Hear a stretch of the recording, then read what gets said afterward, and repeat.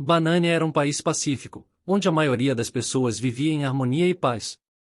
No entanto, isso mudou quando um novo governo chegou ao poder. O novo líder, conhecido por ser ambicioso e poderoso, criou uma lei de registro de armas de fogo, obrigando todos os cidadãos a registrar as suas armas. Ele justificou esta medida como sendo uma forma de controle e prevenção de crimes. Pedro, um homem honesto e trabalhador, aceitou a recomendação e registrou as suas armas sem questionar.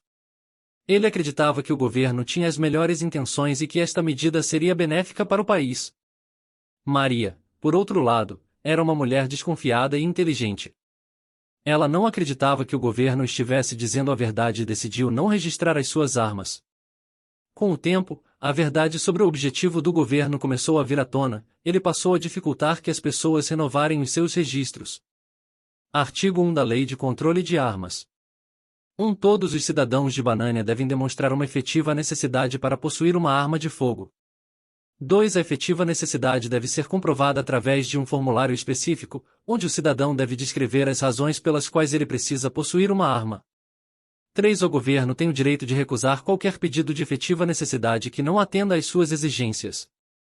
4. A renovação da licença de armas de fogo dependerá da aprovação da efetiva necessidade. Uma declaração pública dizia: Caros cidadãos de Banânia, é com alegria que anunciamos a nova lei de controle de armamento. Sabemos que as armas são usadas para cometer crimes. Essa lei foi criada com o objetivo de garantir a segurança de todos os cidadãos e prevenir a violência. Ao solicitar uma arma de fogo, é importante que você demonstre uma efetiva necessidade para possuí-la. Isso inclui explicar por que você precisa de uma arma, além de outras informações relevantes. Lembramos que a renovação da licença de armas de fogo dependerá da aprovação da efetiva necessidade. O governo tem o direito de recusar qualquer pedido que não atenda às suas exigências. Agradecemos pela compreensão e cooperação. Juntos, podemos construir um país mais seguro e pacífico.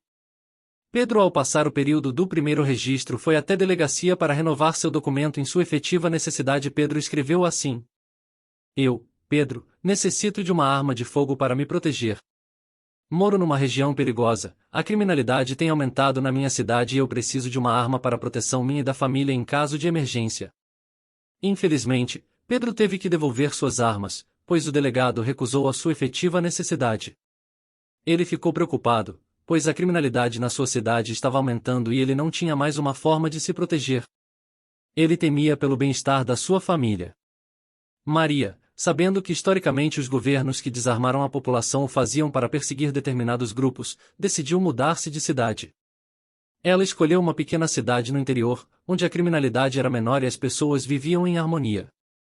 Ela sabia que lá seria mais seguro para ela e sua família. A mudança foi difícil no início, pois Maria teve que deixar para trás amigos e memórias, mas ela sabia que era necessário para garantir a segurança de todos. Ela se adaptou rapidamente à nova cidade e logo se sentiu em casa. Ela também ajudou a construir uma comunidade unida e solidária, onde todos se ajudavam uns aos outros. Com o passar dos dias, mais e mais pessoas estavam sendo presas, os policiais estavam prendendo pessoas que possuíam armas com registro vencidos, mesmo sem elas oferecerem qualquer perigo. Cidadãos honestos e trabalhadores, que apenas desejavam proteger a si mesmos e suas famílias. Enquanto isso, o governo publicava novas leis que facilitavam a vida dos criminosos de verdade. Essas leis estavam fazendo com que os criminosos fossem soltos cada vez mais cedo, enquanto os cidadãos honestos estavam sendo perseguidos pelo Estado. A população de Banânia estava se sentindo cada vez mais insegura e desesperada, sem saber o que fazer para mudar a situação. Os assassinos e ladrões, por outro lado, estavam felizes com a situação. Eles sabiam que as pessoas estavam desarmadas e que seria mais fácil para eles cometer crimes. Eles estavam se aproveitando da situação e fazendo vítimas sem nenhum medo de serem pegos. Era uma noite de Natal, e Pedro e sua família estavam preparando as comemorações em sua casa. Eles haviam decorado a casa com luzes e enfeites, e estavam animados para celebrar a noite juntos. Pedro estava particularmente feliz, pois ele havia conseguido um emprego temporário e estava ansioso para dar presentes para sua esposa e 2 filhas. Mas, infelizmente, essa noite não foi feliz como ele havia planejado. Naquele mesmo dia, 4 marginais que haviam tido sua liberdade concedida por conta das festividades do Natal, decidiram invadir a casa de Pedro. Eles estavam à procura de dinheiro e objetos de valor, e estavam dispostos a ferir ou matar qualquer pessoa que se colocasse em seu caminho. Pedro, tentando se proteger e sua família, tentou alertar os bandidos dizendo: "Não entrem em minha casa, eu estou armado." Mas os bandidos, na certeza de que não era verdade, entraram na sua residência no início da noite. Eles amarraram Pedro e sua família, e começaram a vasculhar a casa à procura de dinheiro e objetos de valor. Enquanto os bandidos vasculhavam a casa, as 2 filhas de Pedro foram espancadas na frente dele. Ele se sentiu impotente para salvá-las, amarrado e sem nenhuma forma de se defender. Ele via suas lindas filhas sendo agredidas e não podia fazer nada para impedi-lo. Sentia uma mistura de raiva e desespero. A noite foi um verdadeiro pesadelo para Pedro e sua família. Ali ele se arrependeu de ter confiado no governo e de ter devolvido sua arma. Depois de encontrar o dinheiro e os objetos de valor que queriam, os bandidos prenderam todos no quarto. Eles estavam se divertindo, enquanto Pedro e sua família estavam sofrendo. Os bandidos causaram muitos estragos na casa, quebraram todo tipo de objetos, destruíram tudo que não levaram. Eles estavam se divertindo com o dano que estavam causando. Pedro sentiu-se humilhado e envergonhado, vendo sua casa destruída e sua família sofrendo na frente dele. Enquanto Pedro e sua família estavam passando por essa experiência traumática, Maria estava vivendo em sua pequena cidade no interior, onde a criminalidade era menor. No entanto, ela começou a notar que os assaltos a lojas estavam aumentando. Ela ouvia histórias de lojas sendo invadidas. Ela ficou preocupada, pois não havia nenhum bandido sendo preso. Ela começou a se perguntar se ela e sua família estariam seguros se a situação continuasse daquela forma. Enquanto a situação nas cidades estava ficando cada vez mais tensa, o presidente de Banânia continuava a viver em sua bolha de segurança. Ele estava sempre rodeado por inúmeros seguranças fortemente armados. Ele estava feliz pela situação caótica que estava acontecendo no país, era notório seu prazer pelos problemas de criminalidade e insegurança. Ele estava sempre falando sobre a importância de controlar as armas, mas ele mesmo estava rodeado de seguranças fortemente armados.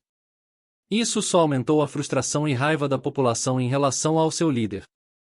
Eles sentiam-se traídos e enganados, e começaram a questionar-se o verdadeiro objetivo do presidente. Enquanto isso, na casa de Pedro na manhã seguinte, os policiais chegaram, pois haviam recebido uma denúncia de que ele possuía uma arma de fogo. Pedro ainda estava abalado pela noite anterior e ainda tentando se recuperar do trauma. Ele foi pego de surpresa com a visita dos policiais e não sabia como reagir. Ele tentou explicar a situação, contando sobre a invasão de sua casa, mas os policiais não pareciam se importar. Eles simplesmente o acusaram de possuir uma arma ilegal e o ameaçaram de prisão caso não entregasse a arma. Pedro ficou desesperado, sentindo-se traído e enganado. Ele não podia acreditar que ele e sua família haviam passado por tanto sofrimento, e agora estavam sendo ameaçados. Depois de passar por uma situação tão traumática, Pedro decidiu ir a uma loja de armas, uma das poucas que ainda existia, já que muitas haviam sido fechadas. Ele sabia que precisava de uma arma para se defender e proteger sua família. Na loja, Pedro olhou em volta para as poucas opções de armas disponíveis. Ele acabou escolhendo um revólver calibre 38, um modelo confiável e fácil de usar. No entanto, o dono da loja ficou triste ao ouvir a história de Pedro e sua necessidade de se proteger. Ele explicou que as leis tinham mudado e se tornado ainda mais difíceis para alguém comprar uma arma. Ele disse a Pedro que ele não preenchia os requisitos necessários para comprar, portanto, não poderia vender a ele. Pedro ficou chocado e desapontado com a notícia. As leis não estavam ajudando a proteger as pessoas, mas sim impedindo-as de se defenderem. Houve um determinado dia em que Maria estava em casa, cuidando de seus 3 filhos pequenos, quando um ladrão tentou invadir sua casa. Seu marido havia morrido meses antes e ela era a única responsável pela casa, mas estava preparada para tal situação, pois tinha um velho revólver que ela guardava na cabeceira da cama. Pegando a arma, foi até a porta. Ao invadir a casa, os bandidos foram surpreendidos pela mulher que não hesitou em proteger seus filhos. Ela desferiu 5 tiros, mesmo sem a intenção de matar um dos bandidos veio a óbito. Toda a pequena cidade foi até a casa de Maria que estava abalada para oferecer solidariedade, pois ela foi uma verdadeira heroína protegendo suas crianças. A polícia demorou a chegar até sua casa.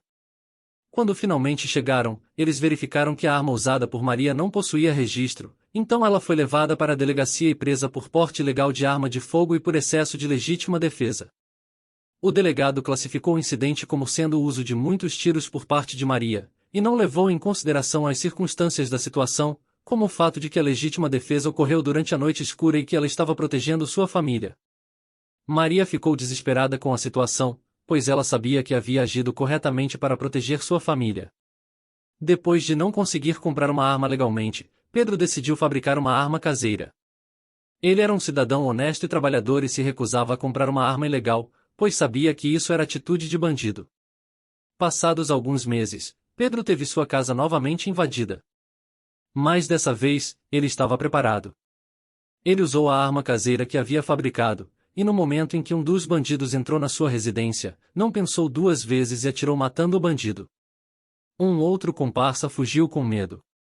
A polícia conseguiu capturar outro bandido, mas ele foi solto pelo delegado na mesma hora, pois não havia elementos suficientes para prendê-lo.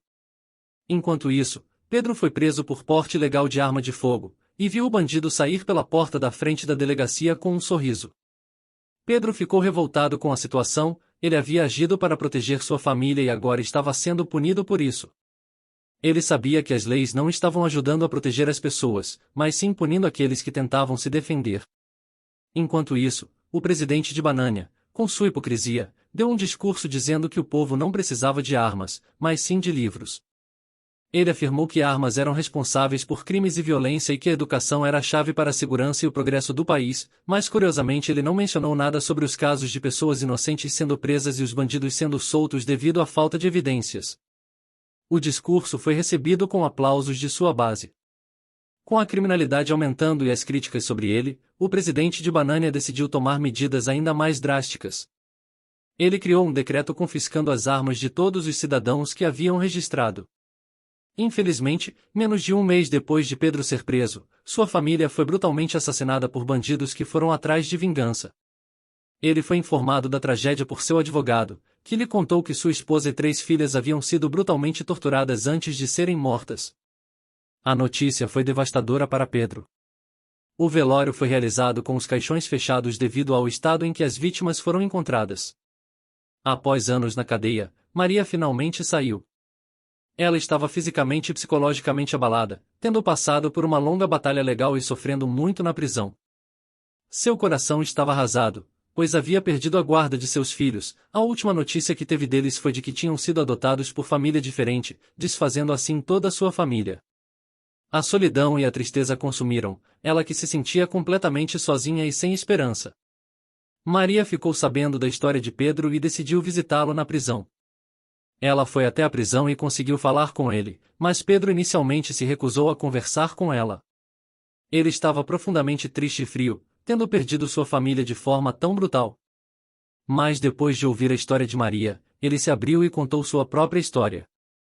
Eles se sentiram solidários um com o outro, tendo sofrido as consequências das leis feitas por um tirano. Maria ficou comovida com o que ouvirá, e sentiu-se feliz e consolada como mãe, pois embora tenha perdido seus filhos, eles ainda estavam vivos e com outras famílias. Ela se sentiu grata pelo fato de Pedro ainda estar vivo e lutando. Essa é uma história de vários Pedros e Marias. Obrigado.